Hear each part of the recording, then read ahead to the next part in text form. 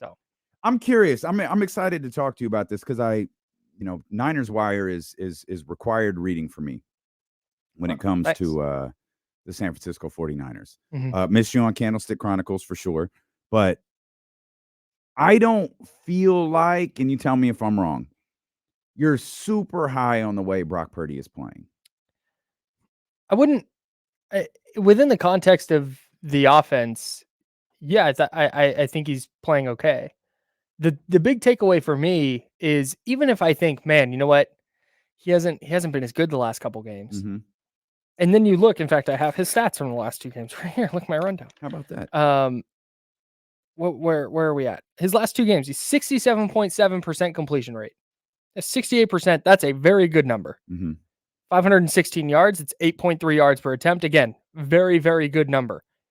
And then 2 touchdowns and no picks.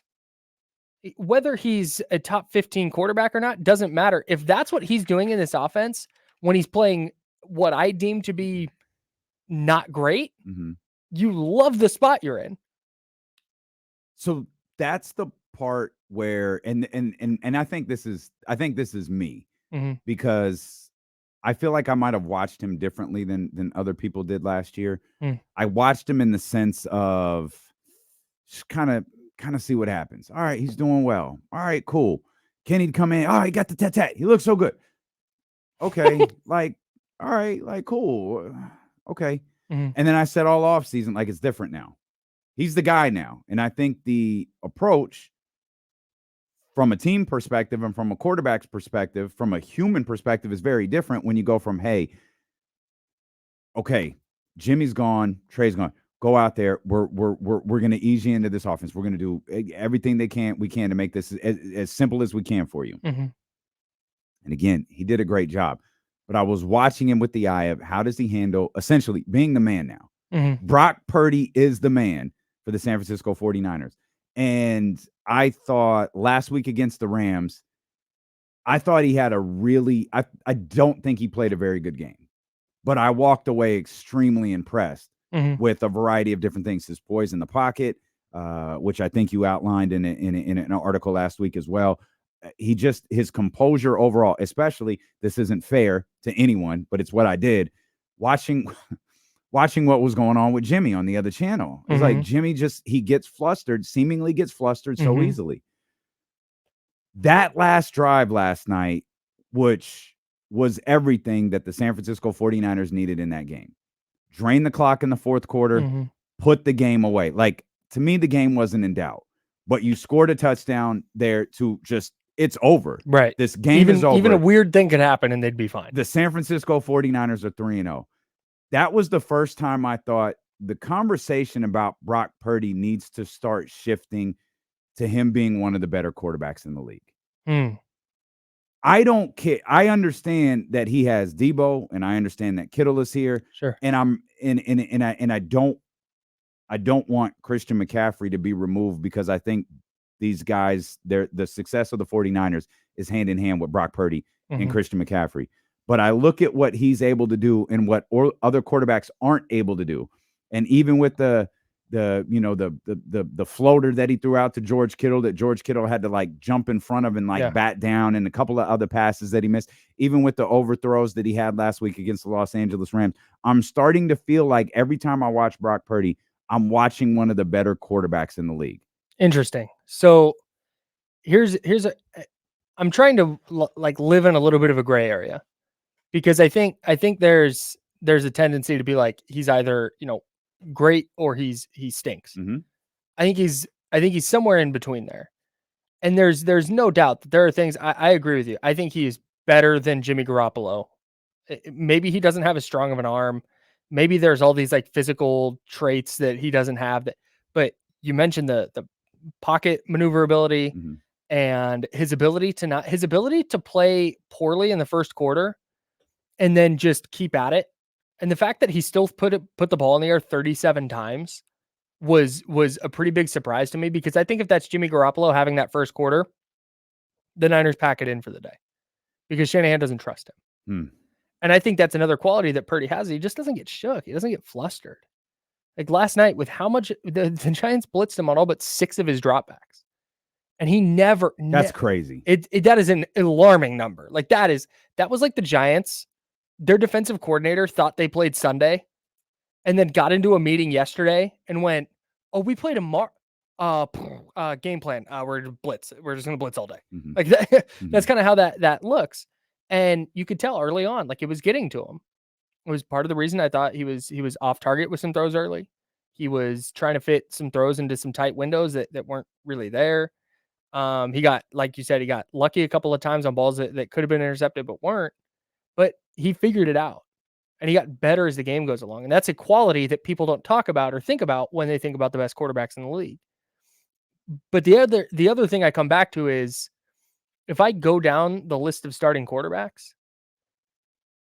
I think there's a conversation about Purdy, and then there's where he ranks. And this is what we were talking about with Matt and Jesse, was if you're just putting all the quarterbacks in a vacuum and you're putting them in this Niners offense, what quarterbacks make the Niners offense better?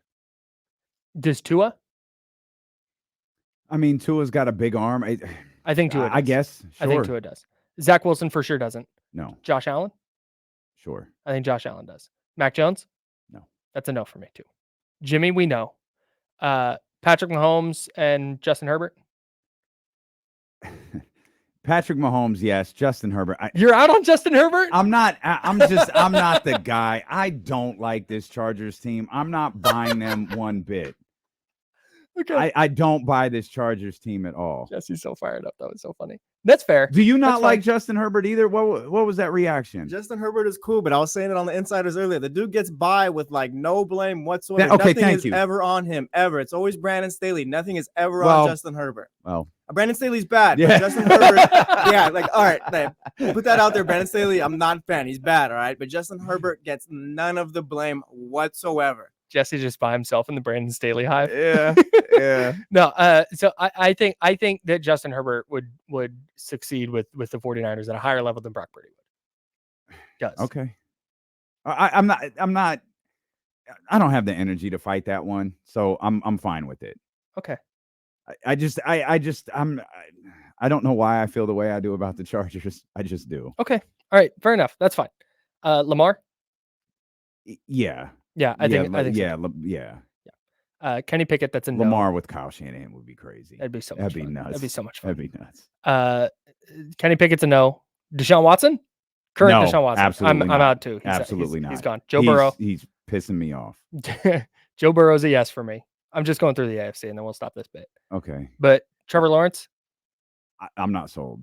I'm in on Trevor Lawrence. I think Trevor Lawrence. I'm not is there yet. I get it. I get it. I completely get it. I'm just not quite there yet. And then for me, it's nobody else in the AFC South. It's neither of the rookies, and it's not Ryan Tannehill. Mm-hmm. And maybe Tannehill. I'm sure there's some film junkie out there that would tell you Ryan Tannehill is awesome. But so that's that, and that's where that's kind of where this conversation gets like complicated. Like what it would. For those who missed it, I want to draw back to your original question. Will the San Francisco 49ers offense succeed at a higher level with one of these quarterbacks? Mm-hmm. Every quarterback you just named, including Zach Wilson, probably could have some measure of success with this roster. Mm-hmm. Could they succeed at a higher level than Brock Purdy can? You talked about the trait of getting better as the game goes along. Mm-hmm. Like, to me, that's processing information. Mm-hmm. That's something not everybody can do in various walks of life. To be able to there are people who can, like, we can get through this 12 o'clock hour and go, that was bad. This wasn't a good hour. Is that how it's going? Okay. We've got 4 minutes. Let's regroup. Let's make this 1 o'clock hour better. There are other people who go, that 12 o'clock hour was tough. All right, these 3 hours have gone to hell. Let's just get through today and we'll figure it out Monday. Mm-hmm. The fact that Brock Purdy can go from drive to drive to drive to drive and adjust is a skill set that not every quarterback has. And to me, that's those little things are what is starting to move him up. And again, I said we got to start looking at him as a top quarterback. I don't know what that means. Is he a top 5 quarterback? No, because I could think of 5 quarterbacks immediately better. Is he top 10? Well, now I've got some work to do. I don't know where I'd put Justin Herbert. You know what I mean? I honest to God don't. Yeah. There's a number of quarterbacks where I don't. Kirk Cousins is having a hell of a season. Yeah. His team is ass. Kirk Cousins quietly been very good the last like 4 years. That's the thing. Am I getting wrapped up in the fact that he's won 8 games in a row, and am I getting really 9 in a row? Am I getting wrapped up in the fact that he steps on the field, they score 30 points? What am I getting caught up in? And I'm not really sure. So that's, I think, why this is so hard for me, because okay, let's talk about putting. I'm going to pick Patrick Mahomes here because I just want to go for hyperbole. How many more points are the 49ers realistically scoring a game? Like what looks different in the offense? It's just more downfield stuff. They're getting vertical more often. But if the issue is like, oh, Brock Purdy throws a slant behind his receiver sometimes. Every quarterback does that, first of all.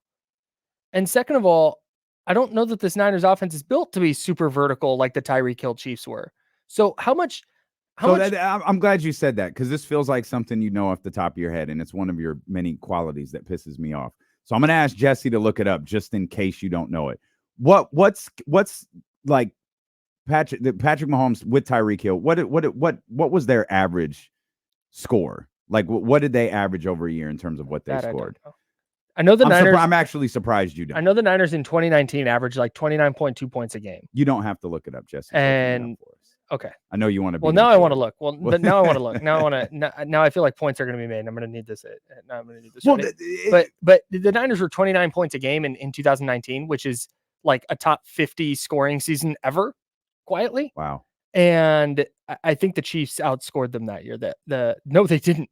Chiefs are 28.2 a game in 2019, 29.6 in 2020, 28.2 in 2021, and 29.2 last year. So what are we talking about right now? That's it, right? dude. What are we talking about? We were just having a conversation about how unique Tyreek Hill is. Mm-hmm. Like Tyreek is Kenny, we're careful with Debo. We talk about, man, you got this great wide receiving core, you got this great running back, and then you refer to Debo as a playmaker. Tyreek is a phenomenal wide receiver. Tyreek is a playmaker. He's one of the most dangerous players on a football field. And the numbers that his offense did with the universal consensus greatest quarterback that ever took a breath of air is what the 49ers are doing with Brock Purdy in this offense right now. Yeah. It's 2018, 35.3 points per game for the Chiefs. That is an insane number. No, and that's Mahomes' first year as a starter. That's a little bit the other thing with this. And again, I'm all over the place. I don't have a hard stance one way or the other. I waffle with this a lot. I think about this stuff a lot. But that's the other aspect of this is I think there's a lot of people that are viewing it through the lens of, okay, but what happens if the defense isn't good? What happens if they have only a top 20 defense? I'd say defense is 19th in the league instead of first or second. Mm-hmm. And what happens if there's no Debo and Kittle and Ayuk? It's like, well, there is right now. Like if they lose all those guys, then they're probably going to be worse. Yeah, they would probably be a worse team. And so that's the context of, are you signing him to an extension? But I don't care about that right now. This group's got to win a Super Bowl first.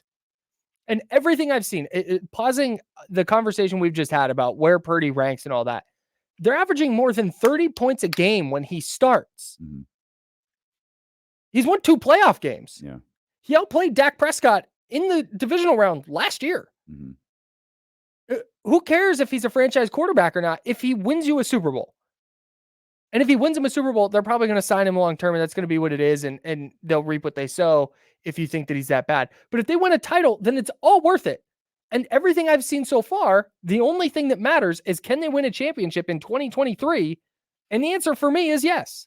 See, and that's just such a weird part of this conversation. Like, I understand, and that's the it's the gift and the curse of covering the NFL. It's a short, at least in comparison to the NBA and in comparison to Major League Baseball, it's a short season, right? Mm-hmm. So you react to everything in the most dramatic of fashion, right? And it takes you a moment to step back. And the day after a game isn't often the moment that you take a step back to reflect on this. The 49ers don't play this weekend. We'll talk about it, Monday or Tuesday. That's when it sets in where it's like, all right, he's really like 8 games into his career. Mm-hmm. But so far, like, I'm with you. The more I watch this 49ers team play, the more, and, Kenny said this, before the season started, this team's winning the Super Bowl. The more I watch the San Francisco 49ers, the more I look at them like, I don't know what my retort to that would be. That was my big thing with last night. Is I sat there during that game and I'm like, man, they are just not playing well. It's sluggish. It's a Thursday night. They're not. And then you look up and they have just dominated the game. Right. And are they going to do that? Can they sleepwalk against the Cowboys in 2 weeks? No, they would get shelled. Like that's, but I don't think they're going to sleepwalk into a Sunday night game against the Cowboys. Right. And I think that's going to be a really good barometer. But to this point, I don't know what the answer is if you're an opponent. I genuinely don't. Yeah, I don't. And I think a big part of that, and it's, to me, I hate when this gets lost, is Christian McCaffrey. Yes. Like, Christian McCaffrey has unbelievable. Been a 49er just a smidge bit longer than Brock Purdy has been the starting quarterback. Mm-hmm. I have no evidence to prove this, but I feel like the success of this team, those two things do go hand in hand. No doubt. And what Christian McCaffrey is going to be in the conversation for. Christian McCaffrey, to me right now, is the offensive player of the year. 3 weeks into the season, he's the offensive player of the year. How much that changes moving forward, I have no idea. He'll be in the MVP conversation if this continues, which is fun. Mm-hmm. He won't win it. We know he won't. Right. But the consolation prize for the non-quarterbacks in the MVP race is usually the offensive player of the year. Right. Or the defensive player of the year, which, Micah Parsons has inserted himself into that conversation. Yeah, it feels like just give him the award now. Probably. Yeah, probably. Well, TJ's really good. But the problem with TJ Watt is I don't think Pittsburgh's going to win. Right. And he has it already. It's Micah's turn. Yeah. So, well, hey, we laugh. That's how voters think. Yeah. Well, and okay. So here's the other thing. When you talk, just to take this down this road, I could absolutely see voters this year looking at the running back landscape and how that position's going, and Christian McCaffrey being in the conversation, being like, "Nah, I'm voting for the running back." Like, why not? These guys can't get paid. Let's see if we can just turn one into an MVP for the first time since 2012. Whenever Adrian Peterson. Yeah. Wild. It's incredible. Yeah. Adrian Peterson beat Peyton Manning for that award. No.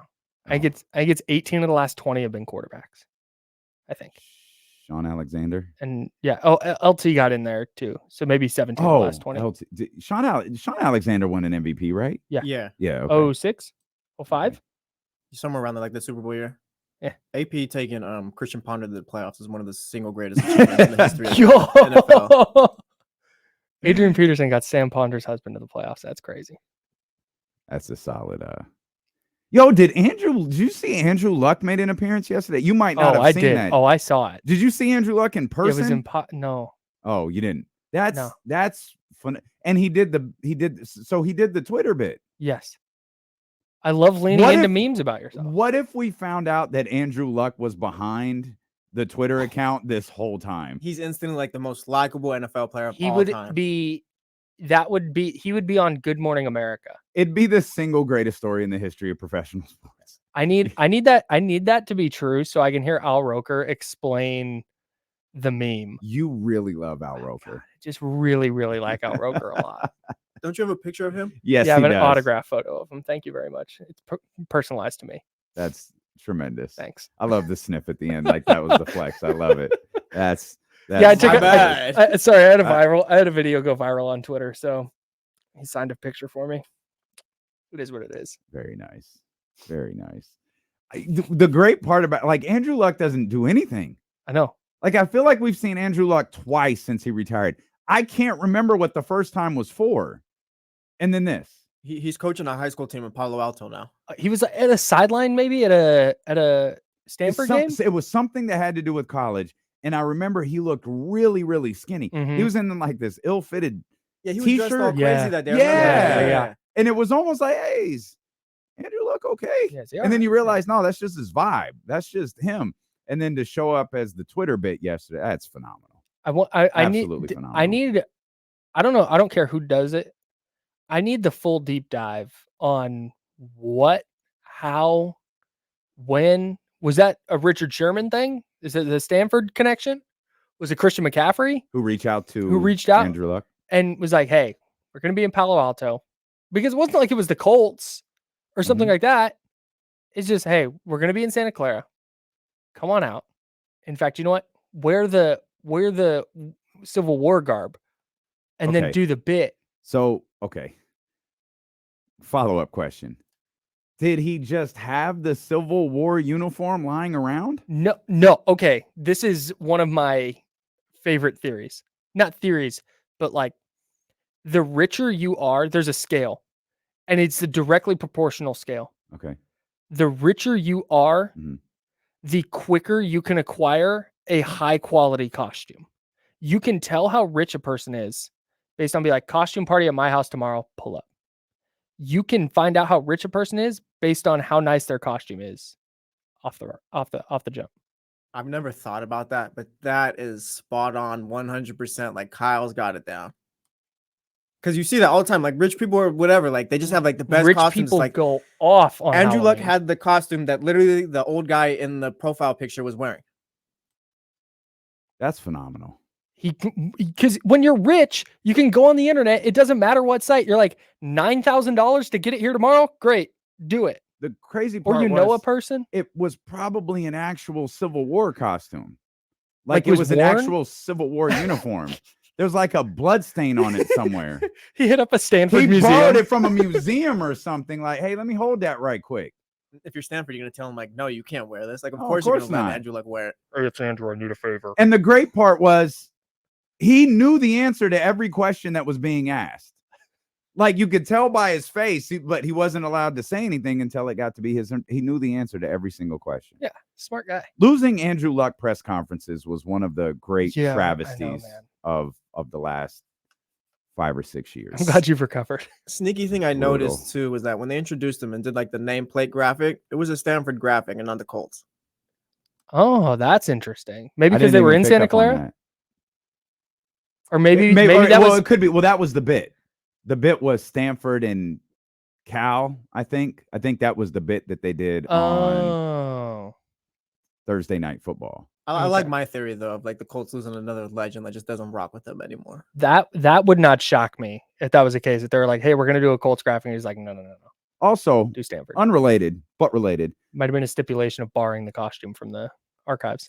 Shout out to the sorry ass NFL who thought that putting this stuff on Thursday night, putting Thursday Night Football on the Amazon Prime app so bad is a peak idea. Now, I get it. You, me, it's annoying as hell. We'll find it. I walk in yesterday and my poor mom is at the house and she's like, I couldn't find the 49ers game anywhere. She had the multi-view channel on. It's got like the NFL network in it. She's watching like 10 things. I was just following on my phone. I was like, yeah, Mom, I'm sorry. I forgot to tell you. You have to open the Amazon Prime app on the TV to watch this stupid football game on Thursdays. At some point, there needs to be a move where Prime, for example, if you're going to carry the NFL, maybe you have a separate like widget that you download or just automatically gets put up with Prime Video. That's like NFL game here. Instead of the Prime logo, it just says 49ers Giants. And that's just there, front and center. Instead of making people go to Amazon and then you got to flip through Amazon and go, okay, I want this. Do I want to start at the beginning? No, I want to watch live. Yeah. So obnoxious. How about you do this? How about you put your little stupid Amazon Prime logo in the corner and you put it on the NFL network? How about that? An actual TV station. Prime, you can run all your stupid ads. You can capture all your stupid little email addresses, but put it where people can actually find it. How many people do you think signed up for Prime just to watch Thursday Night Football? You know what the incredible part about that is? You don't have to sign up for Prime.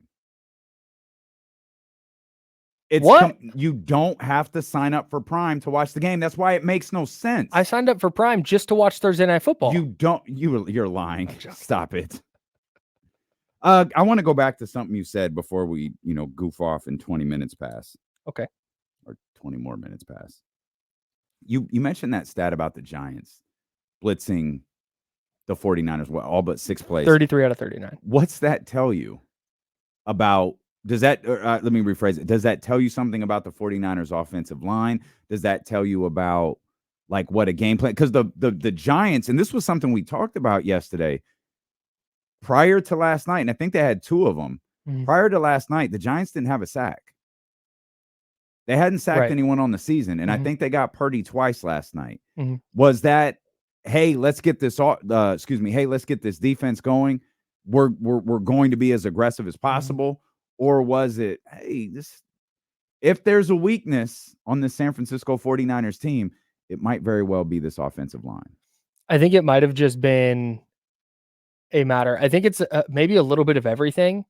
I think they looked and went, okay, because what do you do if you're a defensive coordinator realistically? Like, hey, we're going to just run cover 2. Yeah. And no, they're going to torch you. You're going to go man against George Kittle and Deebo Samuel and Christian McCaffrey and what you thought might be Brandon Ayuk. Like, no, you're not going to do that. So I think the Giants just kind of looked at it, and Wink Martindale, who likes to blitz anyways, just went, nah, screw it. Like, let's get as much pressure as humanly possible. The defensive line's not doing it. So we'll just send everybody and see if we can make him make mistakes. Yeah. And maybe he turns it over a couple of times. Maybe he takes a couple of sacks and gets behind the sticks. Maybe he throws a couple away, and all of a sudden it's like it kind of worked on the first drive or first couple of drives. And I know they went down to the red zone, but I don't think anybody watched that first drive and went, oh man, dominant Purdy performance. It wasn't good. And then they figured it out. And the Giants just didn't have an adjustment because they just don't have dudes. They're just not good enough. And that was the thing Jesse was talking about earlier, is it was just so clear last night just how far ahead of the Giants the 49ers were talent-wise. How much more do you think Elijah Mitchell gets involved over the course of the next few weeks? Like I chalked up when this show started to maybe what we saw, because Christian McCaffrey still touched the ball a lot. But I thought maybe with the Thursday night game, especially you get into that last 12 minutes, that last 15 minutes, or I think it was 11 minutes to be exact when they had the ball. And let's utilize Elijah Mitchell here. Let's run this clock down. Let's just gut their defense and drain this clock out. And I thought it ended beautifully with the touchdown to Deebo to kind of end things. But a lot of 49er fans and Kenny, people have been like, hey, Elijah Mitchell's still on the squad. Let's try to find a way to get him involved. Yeah, I think yesterday was the ideal. Like yesterday, he played 28 snaps. He had touches on 14 of them. Christian McCaffrey played 51 snaps, his fewest all year. Niners had 78 offensive plays, their most all year. And you limit McCaffrey's usage while also making sure he's prominently featured. But taking 10 touches off of his plate, and you start to add that up, and hey, that's a lot of touches over the course of a season. And the game script, I think, helped. And I think they kind of knew that, well, A, it was a short week, and B, I think they kind of knew that they were going to control that game. I think that's why you saw Elijah Mitchell in early. And if it had been closer, maybe it's more McCaffrey down the stretch. But I think we're going to start to see that if they're up a couple of scores in the fourth quarter and they feel like they pretty much have the game in hand, I think it is going to be Mason and Elijah Mitchell. I was shocked it wasn't those guys in Pittsburgh. Yeah. I'm a little bit surprised there was nothing from either of them in LA. It's kind of that old when what was his name? Julius Jones was the Cowboys quarterback, and they had Marion Barber III. Marion Barber III wouldn't come in until like late in the third or the fourth quarter, and he just run the ball up the middle. He would wear those defenses out. Marion Barber's his name, right? Yeah. Yeah. MB3. Okay. Yeah, that's right. Yeah. Yeah, dude, those guys were MB3 prior to the boy. Detroit Pistons. No, he that duo was sick. They were so fun. They were so fun. Yeah. But I definitely think that's the, like, if you're drawing the ideal backfield situation for the Niners, it's Elijah Mitchell here and there through the first 3 quarters, and then he closes it basically. Christian McCaffrey tied a Jerry Rice record yesterday. I think with 12, what was it? 12 straight. 12 consecutive games. Oh, yeah. The postseason scoring a touchdown for the 49ers. It's incredible. I love when they choose to include the postseason and don't. It's like so Brock arbitrary. Purdy's won 8 straight games in the regular season. Christian McCaffrey scored a touchdown in 12 straight games, including the postseason. Including wait the a minute. postseason for stats is like stats on PEDs. Wait a minute. What's the deciding factor here? Here's my thing with this. All right. When you say they've won 12 straight games, that is always, whether it's baseball, football, basketball, or otherwise, that means regular season games. You're always talking about the regular season unless you bring up the playoffs, because that's just a separate entity. Everybody knows that. So I hate when you tweet a Brock Purdy stat, or the other day I tweeted that the Niners were shooting for 13 wins in a row. And somebody's like, in the regular season with the asterisk. Like, yeah, no, that's implied. Like that's what the stat is. Yeah. Like I promise, go ask the NFL. The Niners have won 13 in a row. Not with a little, not including playoffs. Like it already doesn't include the playoffs. That's an annoying thing for me. I saw one last night about Brock Purdy that was it was like points they've scored in games that he's led the team in pass attempts. Okay. Just that way so that takes That's out that takes out the NFC title game. Yeah. And it takes out the Chiefs game he played in week 7. And it includes the Dolphins game. So you can just really just cut around the edges and make sure that you're getting.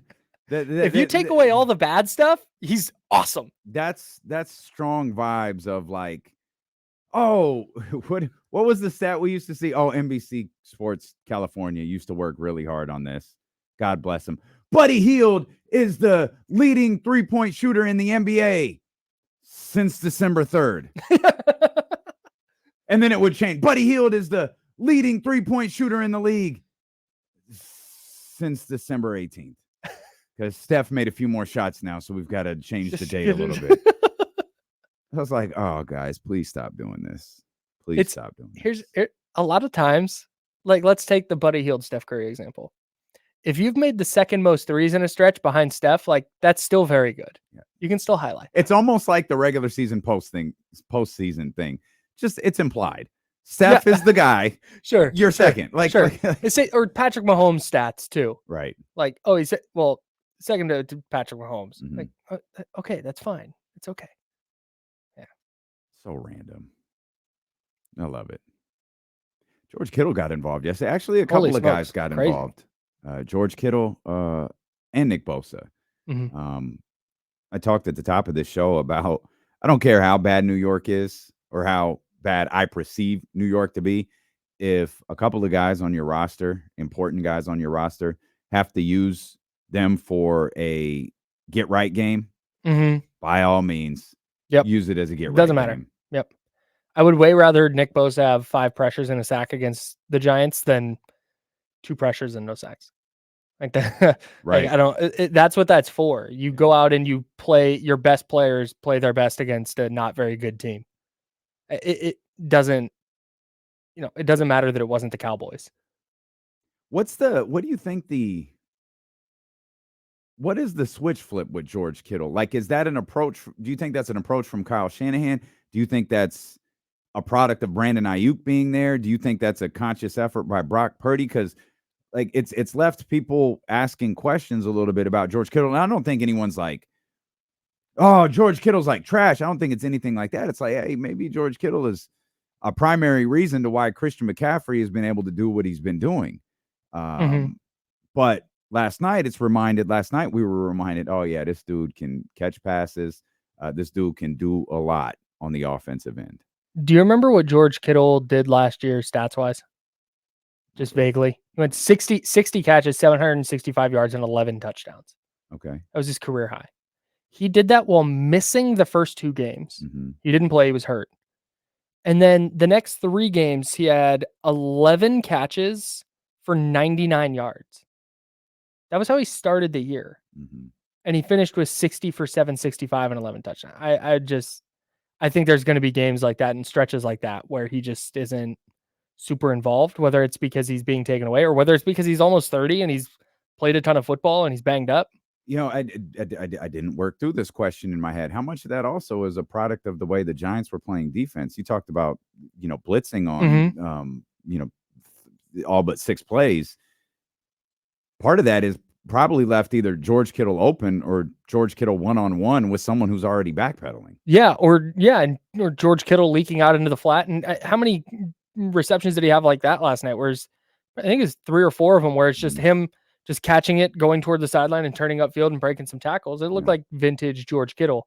I think that was a lot of Brandon Ayuk being out, because if Ayuk's in there, he is very good at getting open and just being open for blitzes and need to get rid of it. And so I think that's why they started drawing some stuff up for George Kittle, because Deebo Samuel's not a separator. Are you going to go to Ray McLeod or Jawan Jennings? Like, no, you're going to figure out a way to get the ball to George Kittle. So that's why I think that happened last night. I like Ronnie Bell too. Me too. Yeah. He's a dog. Yeah, I feel like it. Yeah. But the underrated Ronnie Bell play from last night. I'm a football guy, so I like notice this stuff. You're an all 22 guy. Big time. Just in the lab. He had, I was sitting next to Josh Dubow, reporter for the AP. Great guy, went to Michigan. So that's too bad. Whenever I say go blue on the podcast, it's me like sneak shotting him. Little nod. Gotcha. Little nod. So, and to annoy Chris, but who's an enemy and dead to me. I'm all for both of that. He's dead to both of us. Yep. I hate him. So I was sitting with him, and the drive before Ronnie Bell's touchdown, the Niners punted. And you remember Mitch Wishnowsky, by the way, excellent. Just quietly, just the Niners' best player right now. Booms a punt down, and Ronnie Bell makes a great tackle that pins the Giants like inside their 10. Yeah. It was Ronnie Bell stuck the return, and he gets up and everybody's celebrating with him. And so the Giants are pinned deep, and the Niners get really good field position after their punt. And that set up the Ronnie Bell touchdown. So shout out to Ronnie Bell for creating his own success. That's tremendous. And it was a nice throw by Brock on the TD. Oh, too. Absolutely. Yeah. Yeah, absolutely. Yeah, I'm in on Ronnie Bell as well. Okay, very good. And just for the record, before we get into week 4, you're in on Brock Purdy or no? Yeah. Okay. Yeah. I was just making sure. Yeah, like they can win the Super Bowl this year. They probably should. I feel like, and it's not like, oh, as long as they have a healthy quarterback. Like, no, as long as Brock Purdy plays. If Sam Darnold plays, I'll feel different. I'm low key, not low key. I am, especially with the 49ers, having already played. I'm really anxious to watch the Cowboys this weekend. Obviously, they've had, and we'll talk about this in a few minutes. They've had a bit of a traumatic, week. Yeah, that was brutal. You lost a really, big time defensive player on what felt like one of the better defenses in the entire league, and you're going against a bad football team. I want to see them go beat the brakes off of the Cardinals. Yeah, just definitive. Yeah, we had what happened was tough, and again, it doesn't mean okay, they're fine without Trayvon. That's not what it means. It means we understand what happened. We're taking a step forward. We're better than them, right? And we're going to, there ain't going to be no, poor Dallas. Here we go. All Cowboy fans knew this was going to happen. Go out there and beat the crap out of them and keep it moving. Yeah, because if they don't, they're going to fall out of that best team in the league conversation. Yeah. Post haste. And I want to believe that they are the 2 best teams in the conference. I think the best team in the AFC right now is Miami. I still think Philly's really close, at the top of that conversation. And Philly's weird. We've talked about this all week. I feel like they're sitting at 2-0, having played like bad football. Yeah, they're chilling. The Eagles are still really absolutely good. What it feels like. Yeah. No, the Eagles are still really good. Real quick, last thing about last night. Confirm for me that Brian Dable was a coach of the year last year. That team stinks, bro. The fact he got them to 9-7-1, I know that's not amazing. That team sucks. And he got them to 9 wins. That's pretty impressive. Anyways. You were really passionate about that, so I'm not going to take it from you. That's why I brought it up with a minute left. No, very good. Can you tell everyone, because I think you should, where you are this weekend? Just chilling, home. No. I was like, wait, really? Cooperage Brewing. That's actually the hat I'm wearing today. Cooperage Brewing, Santa Rosa, 7:00 tomorrow night. Doing a live show, live edition of Candlestick Chronicles. It'll be me, Chris Biederman, the enemy, Rod Brooks, the legend Rod Brooks, going to be in the building, and some other guests as well. We go out there. We don't even record the show. We just do a live show, have a great time talking football, drinking a lot of beer. It's great. It's Come on a out. lot of fun. I got to be a part of it last year. We had an incident, so I wasn't invited back. Not true. Not true. Not true. That's not true. It's a really, really awesome event. If you're in the area or you want to make the drive, do it. It really is a lot of fun. It's just people sitting around talking 49ers football. And I'm not a beer guy. The beer there at Cooperage is phenomenal. That's great news that you think so. I went to the young lady. I was like, I'm not a beer drinker. Here's like my palate. And she was like, oh, I got you. And it was perfect. Yeah. It was absolutely you did. perfect. You took half a sip. You're like, that's it. That's the one. Give me this. Yeah, that's the one. It's good stuff. Kyle, we appreciate you as always. Yeah, for sure. Great work yesterday. Great work Thank you. today. Great work this week, man. Hosting a show by yourself is really, really difficult, and you were masterful yesterday. Thanks, I man. absolutely enjoyed listening to it. Had a lot of help.